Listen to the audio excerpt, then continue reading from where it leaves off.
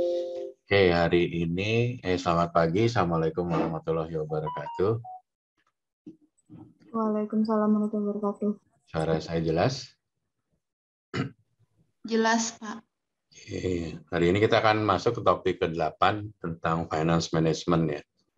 Di kampus dapat akuntansi atau finance di semester berapa?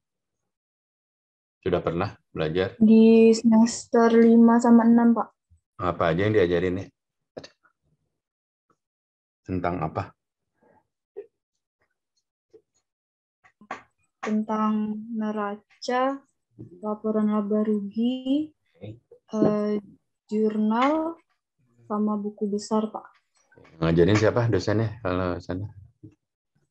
Kalau untuk semester 5 kemarin, Pak Rido. Kalau untuk semester 6, Bu Yana. Oke ya. Oke, sekarang topiknya di Business Hospitality, kita setelah dulu kita belajar tentang studi kelayakan, terus belajar front office, housekeeping, kemarin F&B.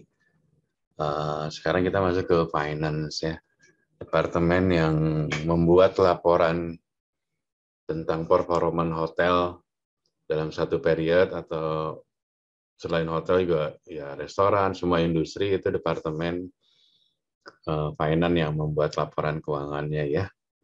Kita mulai. Nah, di dalam hotel atau industri hospitality ini kita harus bisa gimana cara memanage revenue. Revenue apa? Ada yang tahu nggak revenue apa artinya? Bahasa Indonesianya revenue apa? Pendapatan, Pak Dino. Pendapatan. Expense apa? Biaya yang dikeluarkan. Oke, bedanya cost sama expense apa kalau di Indonesia? Cost dan expense bedanya apa? Ada yang tahu nggak?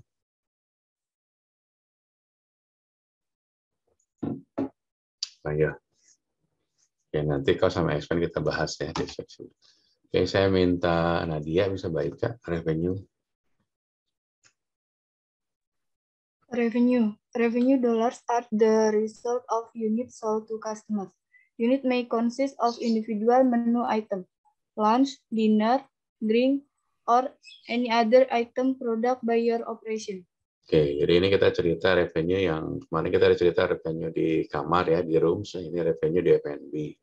Jadi setiap penjualan menu yang ada di F&B, di restoran maupun di banquet dan sebagainya ya, mulai dari breakfast, lunch, dinner, apa namanya, nanti itu dari mulai bahan sampai dengan apa namanya tuh penjualannya kita akan lihat. Jadi tadi kan ada satu prinsip di dalam akuntansi hotel yang disebut dengan bahwa revenue itu harus matching sama cost ya, atau expense ya. Jadi kita mencatat revenue di 31 Desember sampai dengan 31 Desember. Jadi revenue-nya sampai 31, expense-nya juga sampai 31. Berarti harus matching gitu ya. Jangan sampai expense-nya nyampe bulan Januari, revenue-nya bulan Desember. Itu nggak boleh ya. Karena ada peraturan di dalam uniform system akuntansi gitu ya, seluruh dunia itu sama, namanya USALI gitu. Jadi kitab undang-undang hukumnya keuangan atau accounting di dunia hotel namanya USALI ya, singkatan dari Uniform System of Account for Lodging Industries ya. Jadi itu kayak kitabnya lah gitu. Dari situ tuh ada aturan-aturannya, ada pasal-pasalnya, cara mencatat revenue itu seperti apa, cara mencatat biaya seperti apa. Nah, nanti dari USALI itu yang dasar sebagai guidance ya. Oke, lanjut. Saya minta Nis Nur Hikmah.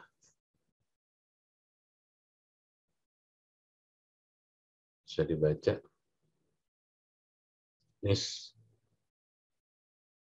Nur Hikmah. Slide-nya belum berubah, Pak. Oh, belum berubah. Ini udah belum? Expenses dan Noah? Belum? Udah? Iya, ini baru berubah, Pak. Oke. Ya. Expenses. There are 4 major food service expenses categories that you must learn to control. 1. Food cost. 2. Beverage cost. 3. Labor cost. 4. Other expenses. Nah, ya di dalam F&B itu seperti yang dibahas yang dulu bahwa ini adalah kos-kos yang tertinggi yang di dalam departemen F&B ya. Food cost itu apa? Ada yang tahu nggak food cost artinya? Ada yang tahu artinya food cost? Harga pokok makanan. Oke, untuk mendapatkan harga pokok makanan itu apa aja yang di dalamnya itu, Nis? Yang masuk ke harga pokok makanan itu apa aja? Nah, jadi harga pokok makanan atau istilahnya food cost ya. Jadi food cost untuk bikin burger, ini burger ceritanya ya. Jadi burger ini kan terdiri dari ada ininya kan, ada rotinya ya atau bun ya. Ada cheese, ada meat, ada vegetable. Tolong ya, Henny, suaranya dimatiin, Hen. Di-mute dong. Oke ya. Ini adalah bahan item-item untuk menjadikan food cost, jualan food cost-nya burger gitu ya. Jadi kita nanti ngitung, kamu ngitung burgernya itu bannya ini harganya, cost belinya kamu berapa harganya, atau bikin juga berapa harganya. Misalnya cost-nya dari bannya ini misal 1.500, cheese-nya 2.000, meat-nya misalnya 15.000, sayurannya misalnya 2.000. Nah, itu dijumlahkan. Misalnya total cost-nya adalah 10.000. Terus kamu jual 50.000. Berarti food cost-nya berapa? Ada yang tahu nggak? Berapa persen food cost-nya? Bahan ini 10.000 ya. Tapi kamu jual burgernya di restoran itu 50.000. Jadi food cost-nya persentasenya berapa persen? Ada yang tahu? 20%, Pak. Dari mana dapatnya? Dari harga 10.000 dibagi 50.000 dikali 100. Oke, betul. Siapa itu? Muhammad Andrean ya? Ya, betul ya. Kayak Andrean bilang. Jadi untuk mendapatkan food cost itu seperti ini. Itu simpelnya ya. Kalau tapi dalam restoran, dalam nanti hotel, di akhir bulan, ya burgernya misal laku 100. Terus ada lagi nasi goreng laku berapa. Nah, semua bahan-bahan itu dihitung. Dihitung nanti dibagi dengan tadi seperti Andrean, dibagi dengan revenue-nya dikali 100%. Nah, ini makanya dapat si hamburger ini cost-nya cuma 10%. Cost-nya 10% bagus nggak menurut kamu? Bagus, Pak. Bagus ya. Berarti jualannya untung. Berarti kan cost-nya 10%, berarti 40%-nya itu, 90%-nya berarti itu profit ya. Belum di luar labor cost dan sebagainya ya. Ini baru dari cost makanannya aja. Begitu juga dengan beverage cost gitu ya. Cara ngitungnya sama. Nanti kalau kamu buat bikin minuman campuran misalnya mocktail atau apa sih namanya kalau sekarang mixologi gitu ya. Item-itemnya terdiri dari apa aja, nanti itu bahannya dihitung, dibagi dengan harga jualnya. Oke, saya minta Andrean bisa baca food cost-nya. Ini deskripsinya. Beverage costs are those expenses related to the sale of alcoholic beverage. It is common practice in the hospitality industry to consider beverage cost of non-alcoholic nature as an expense in the food cost category, not the beverage category. Thus, milk, tea, coffee, water, carbonate beverage, and other non-alcoholic beverage items are not generally considered a beverage cost. Kenapa tea, coffee nggak masuk ke beverage? Ada yang tahu nggak? Ada beberapa hotel tea sama coffee itu dimasuknya ke food. Kenapa? Ada yang tahu nggak? Alasannya kenapa? Dasarnya apa? Ada yang tahu? Jadi kalau di hotel itu si kopi itu walaupun bentuknya cair, teh waktu bentuknya cair tapi penjualannya masuknya ke food. Kenapa ya? Ada yang tahu nggak? Iya, ada yang tahu nggak? Berada, wah Dania tahu nggak? Kenapa? Bona tahu nggak? Belum tahu, Pak. Oke. Jadi nature-nya teh sama kopi itu waktu diterima barang oleh receiving, oleh akunting itu dimasuknya ke food. Nah, nanti dari food itu ditransfer ke beverage gitu ya. Jadi nanti revenue-nya masuk ke food, tapi cost-nya ada di beverage. Nanti terjadi intertransfer ya kalau gitu. Nah, nanti di pelajaran cost control, kalau nanti kita pelajar, itu caranya jadi masuk dari food, nanti waktu revenue-nya masuk ke food, ya berarti udah sama food, revenue di food, cost-nya di food. Tapi kalau nanti cost-nya ada di beverage, berarti beverage harus transfer cost ke food karena revenue-nya ada di food. Seperti saya sampaikan kan, kita harus prinsipnya sama. Cost-nya di departemen mana, revenue-nya harus sama departemennya. Jadi revenue-nya masuk ke food, berarti cost-nya harus di food. Jangan sampai revenue di food, tapi cost-nya di beverage. Kesian beverage-nya nanti.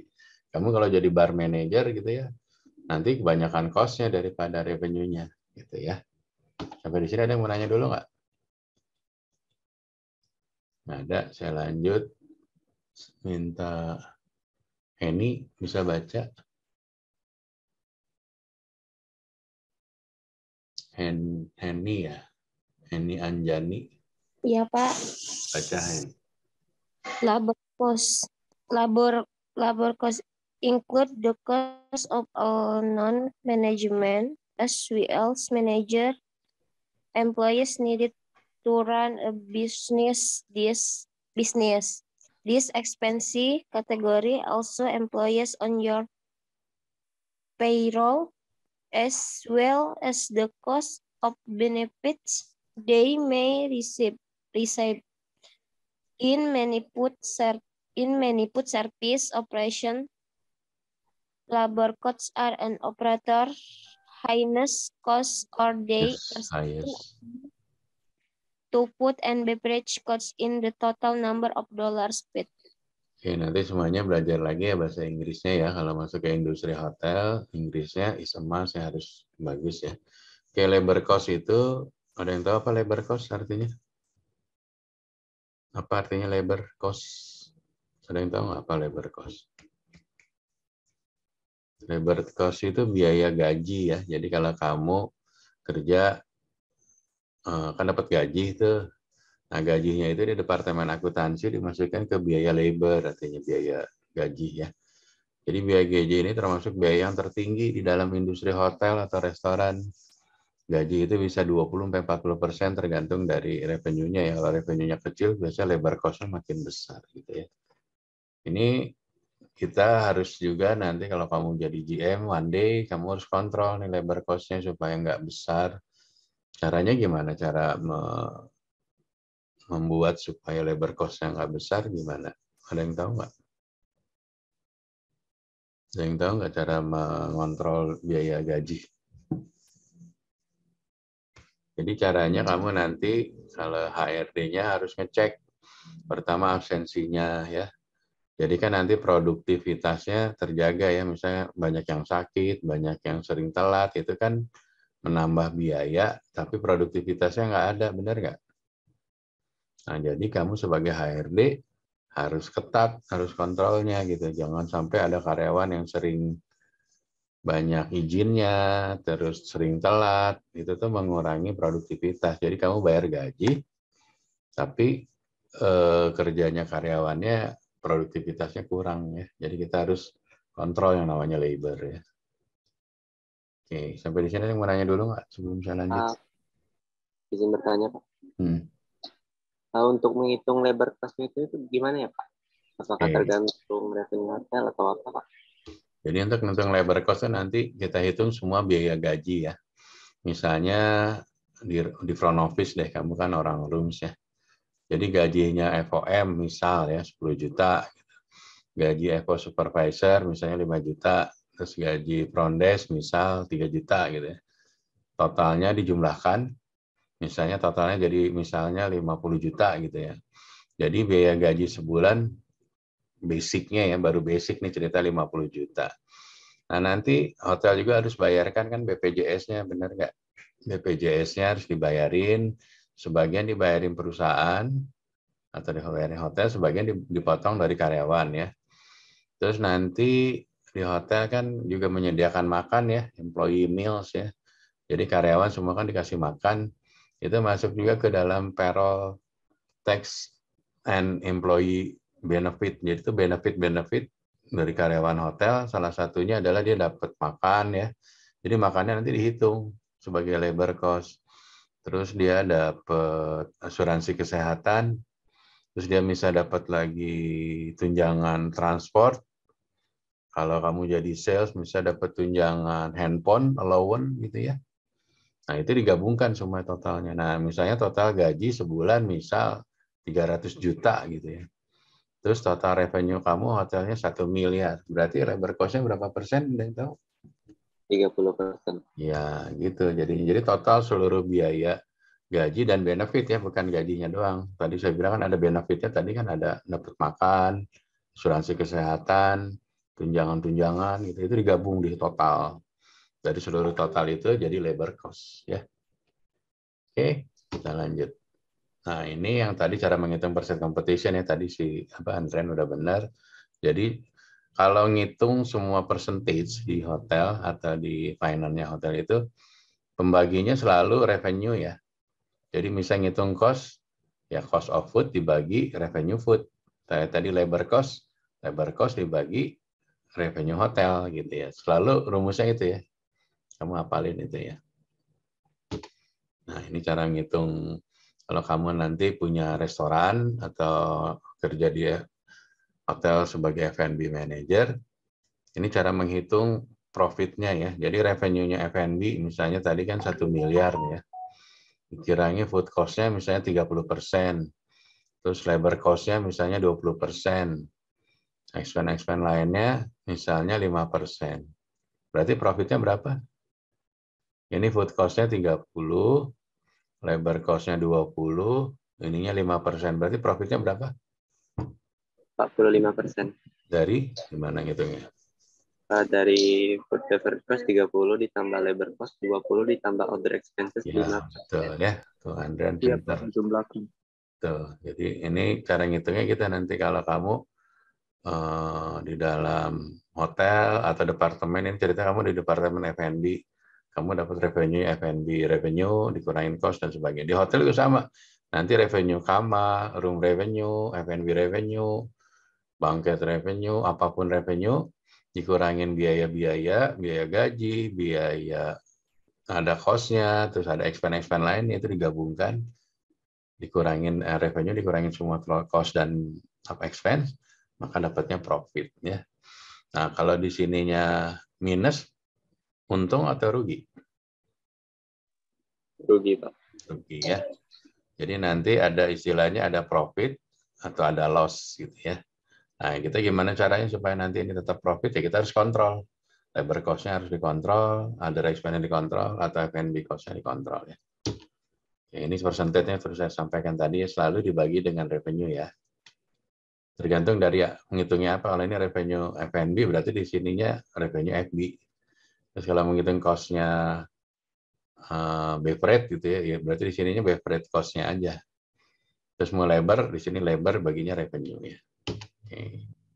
Ini nanti kamu pelajarin ya, di materinya udah saya kasih kayak tadi nih, labor cost dibagi revenue, ini ada expense dibagi revenue, semuanya dibagi revenue ya, ingat ya. Profit dibagi revenue. Nah, di dalam satu hotel, ini ceritanya, oh ini restoran, sorry. Nah, di dalam satu restoran ini, kayak tadi yang saya contohkan ya, jadi dipotong cost-nya 37%, dipotong labor segini, maka dia dapat profitnya 12,5%. Profit buat restoran 12,5% atau buat F&B departemen gede nggak menurut kamu? Ada yang tahu nggak, gede atau kecil?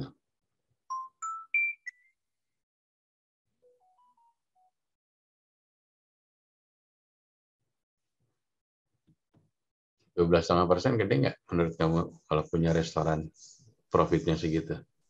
12,5% keuntungannya. Kecil, Pak.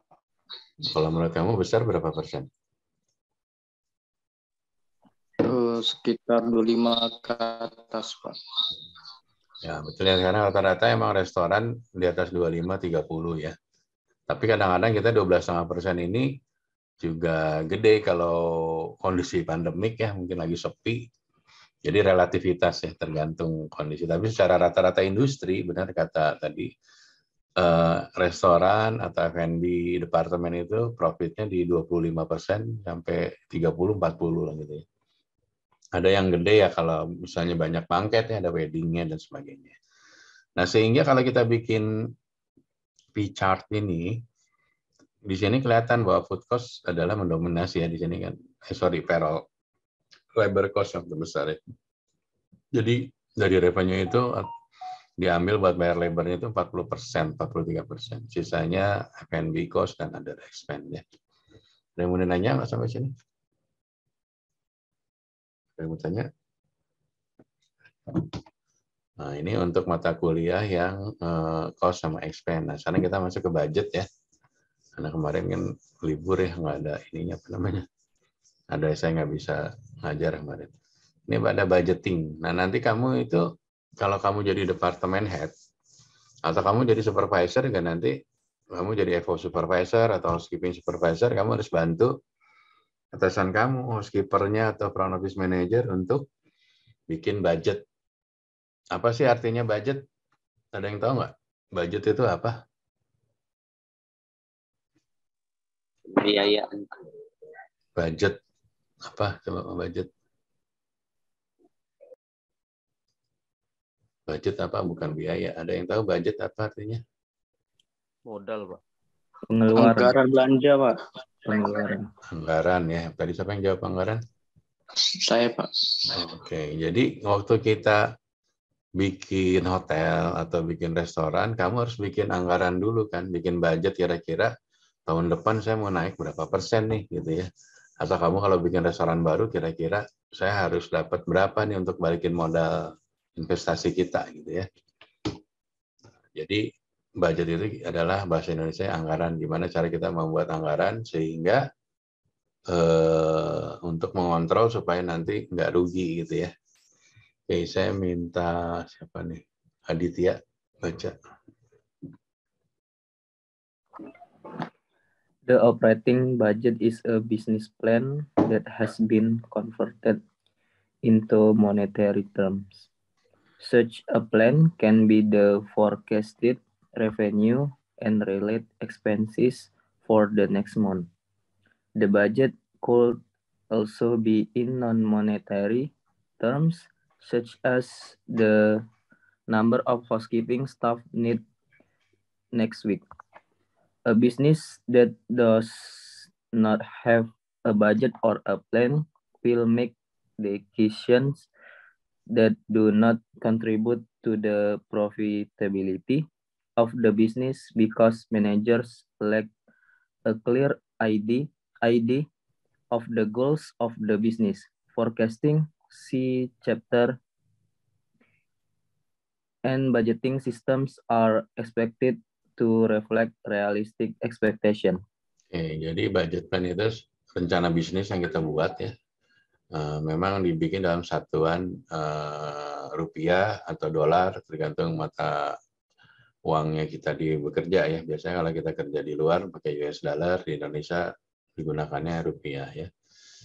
Nah, kita membuat budget ini supaya buat alat kontrol gitu ya. Jadi kita tahu, oh bulan depan kita harus okupansinya segini nih gitu ya.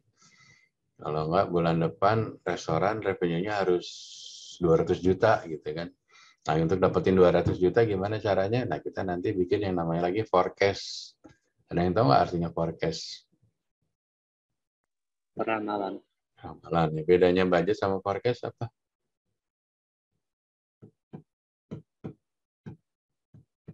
Jadi kalau budget itu kan anggaran yang kita buat ya. Misalnya kita bikin budget tahun 2023.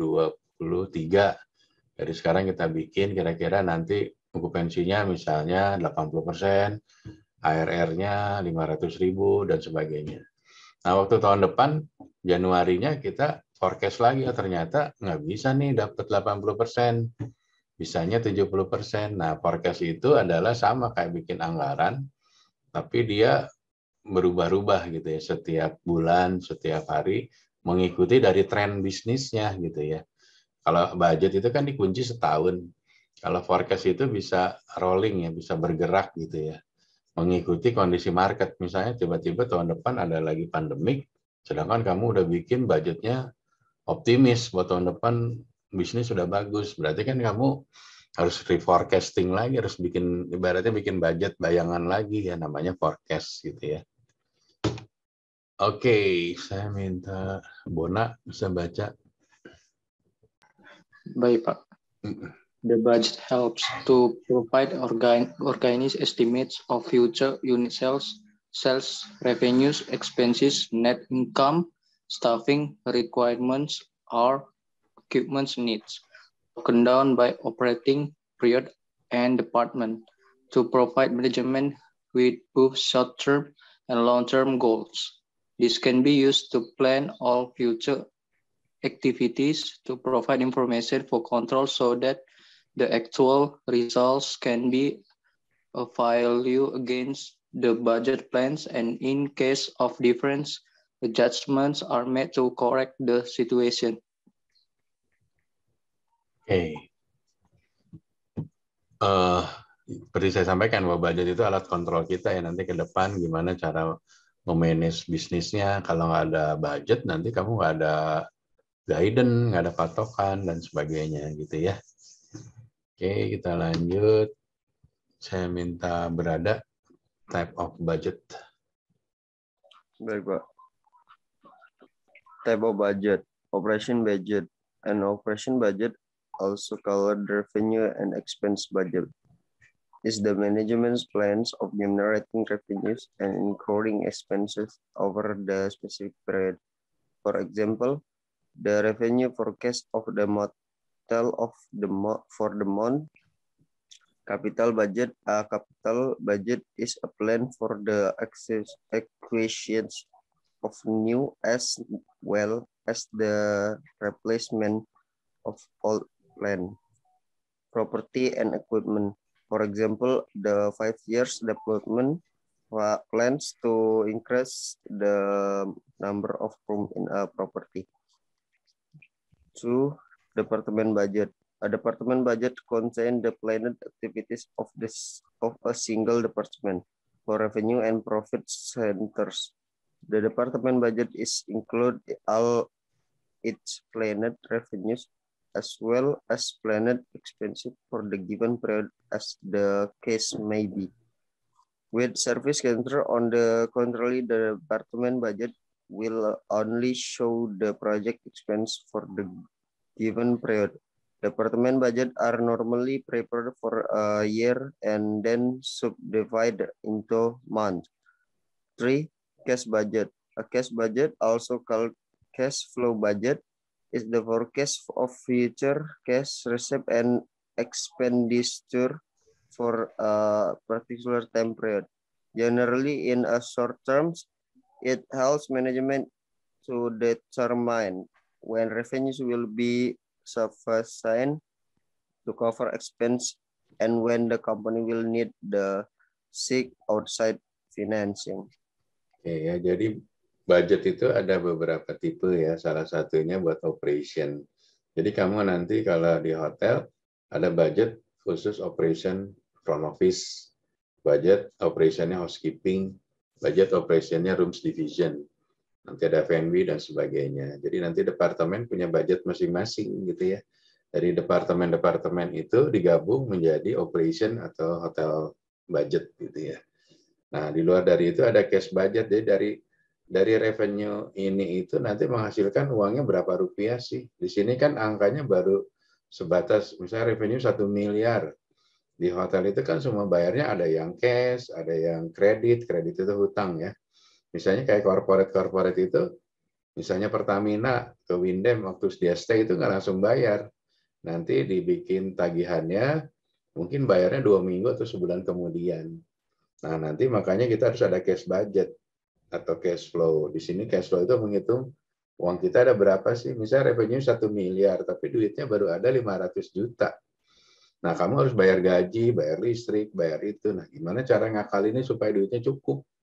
Nah, nanti peranannya finance manager atau direktur keuangan, direktur finance yang mengatur supaya hotel operationalnya bisa berjalan, bisa bayar listrik, bayar gaji karyawan, terus bayar segala macam tagihan supplier dan sebagainya ya. Sampai sini ada yang mau nanya dulu nggak? Kalau nggak ada saya lanjut. Jadi dari semua itu nanti digabung dalam satu master budget.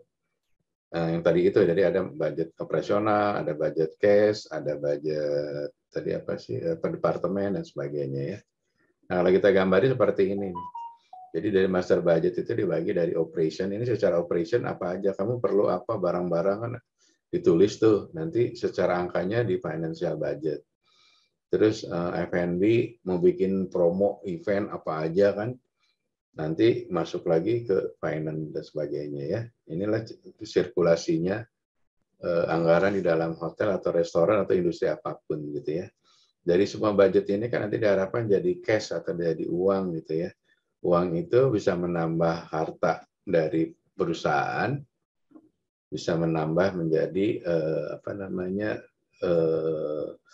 untuk pembiayaan, misalnya kamu harus ganti meja atau tabelnya restoran diganti, laptop atau komputer di front desk diganti, itu nanti kita namanya ada furniture fixture atau capital budget ya. Jadi kita budget untuk pembelian aset-aset. Aset kayak tadi ada komputer, mungkin beli kendaraan operasional untuk sales, jualan, dan sebagainya. Nah, selanjutnya kita juga pelajarin, kita harus, ini buat ngontrol kita nih nanti. Kamu kan udah ada budgetnya nih ya. Nah, nanti ini budget yang sudah disampaikan, ini misalnya budget buat Januari tahun depan ya. Budget revenue kamu segini, food cost-nya segini, dan sebagainya. Ternyata, actual-nya kamu bisa lebih besar atau bisa lebih rendah. Makanya nanti kita bikin forecast lagi.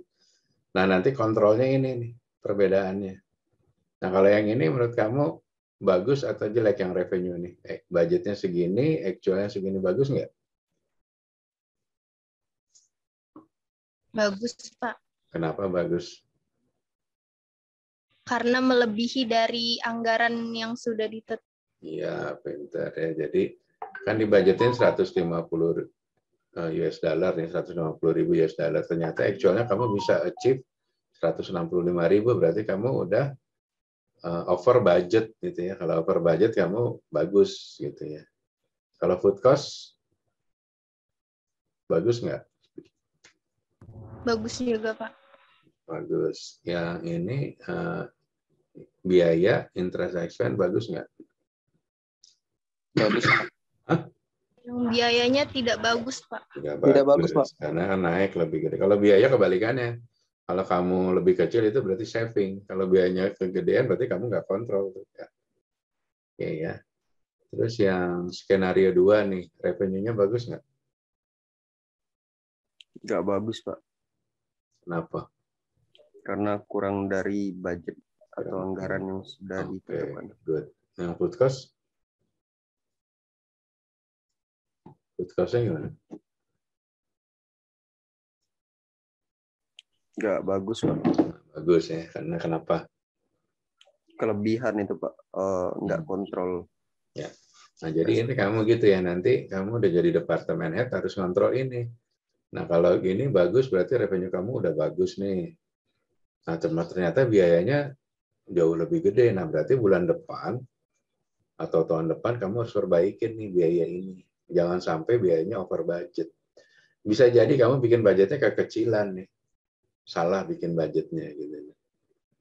Ini kan jadinya ini. Tapi kalau bisa juga ini kamu kontrolnya kurang bagus. Jadi intinya gitu ya, nanti kamu ada suatu waktu kamu harus menganalisa antara actual sama budget, kamu lihatnya itu. Jadi kalau revenue bagus itu lebih atau kurang? Saya ulang. Lebih. Lebih. Kalau expand? Kalau expand harus lebih kecil daripada budget. Oke, good ya. Ingat ya, gitu ya. Jadi ini dasarnya kamu nih, nanti once kamu jadi supervisor, jadi manajer, jadi GM, kamu harus ngontrol ininya di bagian keuangannya. Kamu jualannya bagus tapi expense-nya gede ya percuma. Ya nggak, akhirnya malah rugi. Yang bagus tuh revenue-nya bagus, expense-nya ke kontrol.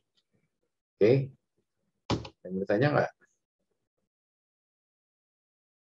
Nah, ini sama ya. Jadi kita menganalisa tadi yang ini bagus atau jelek? Revenue ini bagus atau enggak? Bagus, Pak. Bagus. Expand-nya? Bagus, Pak. Tidak bagus. Expand? Expand ini bagus atau enggak? Tidak bagus, Pak. Enggak, Pak. Pak. Karena lebih besar ya. Budgetnya.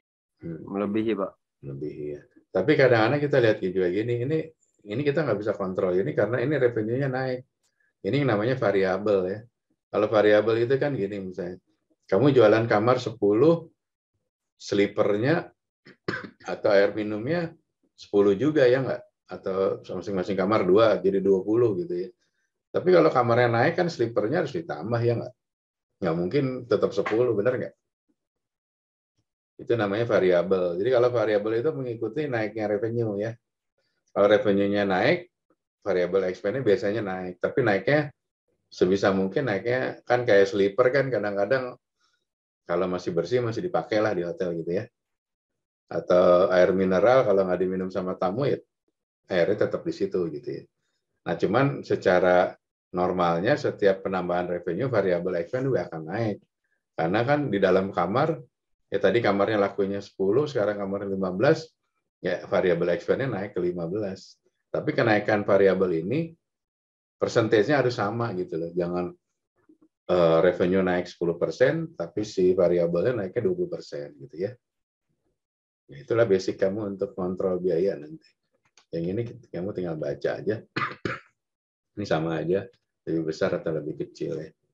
Coba di sini ada yang mau nanya nggak? 2 materi hari ini. Ada yang mau nanya? Yakin? Pak, menanya Pak. Pak, perbedaan mendasar antara anggaran budget sama capital budget apa Pak? Kalau kapital itu kamu lebih ke pembelanjaan aset. Jadi sekarang gini, tahun depan kamu revenue-nya pengen jadi misalnya gitu ya, hari ini tahun ini revenue-nya 20 miliar gitu ya. Tahun depan kamu mau naikin jadi 25. Itu namanya budget keuangan ya. Tapi kalau kapital untuk mendukung 25 miliar, kamu perlu tambahan misalnya kendaraan sales buat jualan atau misalnya kamarnya ditambah gitu. Nah, itu capital aset. Jadi penambahan aset ya. Yang mendukung untuk jualannya gitu loh. Misalnya kamarnya banyak yang rusak harus diganti bednya. Nah, belanjanya bed itu masuk ke capital, bukan ke yang budget itu ya. Pokoknya sifatnya yang aset tahan lama, umurnya lebih dari 1 tahun, bisa jadi di dalam gedung atau di luar gedung, ya misalnya komputer, aset itu terus kayak TV, kalau rusak itu harus diganti gitu ya. Itu namanya capital budget. Gitu. Ada lagi yang mau nanya? Ada lagi yang mau nanya? Kalau nggak ada, siapa yang berada atau siapa tolong difoto dulu. Yang nggak masuk siapa hari ini? Yang mau masuk siapa ya? Berada. Atau yang lain tahu? Mario. Siapa? Masuk semua? Rio, Pak. Oh, Rio. Ntar tolong ditulisin ya namanya. Nah, saya lupa. Di WA aja yang nggak masuk siapa. Tolong foto dong. Baik, Pak Jinggo.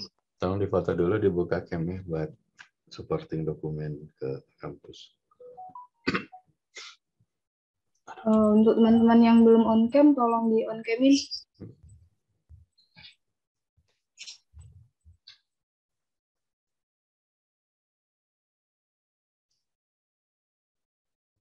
Udah Pak, saya kirim ke WA grup. Ya, sama yang tadi yang nggak masuk, kasih info ya. Baik, Oke, kalau nggak ada lagi, thank you. Terus yang mau kelas gantinya di Sabtu jadi? Atau gimana? Gimana Pak? Yang kemarin tuh ada satu kelas yang saya nggak bisa ngajar hari apa ya? Hari Rabu Pak, kita ganti hari Sabtu Pak. Sabtu ya, jam 1 katanya ya? Bisa ya? Baik Pak, nanti saya kabarin lagi. Kabarin ya nanti ya, oke? Kalau nggak ada lagi, jangan lupa nanti itunya ya, yang terakhir kuisnya di email. Setiap pertemuan kan saya kasih kuis ya. Oke, thank you and see you next Saturday ya. Thank you, Badino. Oke. Thank you, Badino.